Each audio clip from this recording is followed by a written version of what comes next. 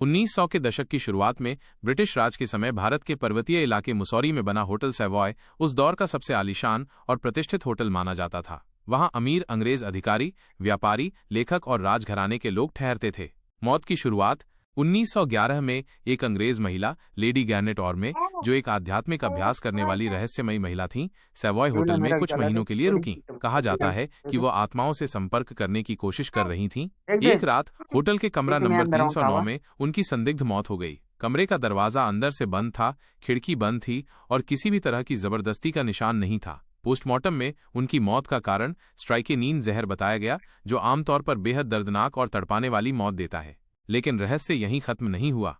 दूसरी मौत कुछ ही हफ्तों बाद उनकी नर्स, जो उस रात उनके साथ थी, भी उसी तरह मृत पाई गई। वही कमरा, वही तरीका, वही जहर।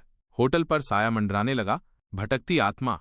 स्थानीय कर्मचारी और मेहमानों ने रिपोर्ट किया कि रात के समय कमरे में एक औरत की धीमी फुसफुसाती आवाजें आती हैं। कभी दरवाजे खुद ब खुद खुलते हैं तो कभी कोई अदृश्य हाथ कंधे पर महसूस होता है। सबसे डरावना वाकया 1980 के दशक में हुआ, जब एक विदेशी लेखक होटल में रिसर्च के लिए रुका। उसने लेडी गैरनेट ऑर्मे की फाइलें पढ़ीं और उसी कमरे में रुका। अगले दिन सुबह वो भी मृत पाया गया। वही कमरा, वही दरवाजा, वही स्थिति। आज का समय।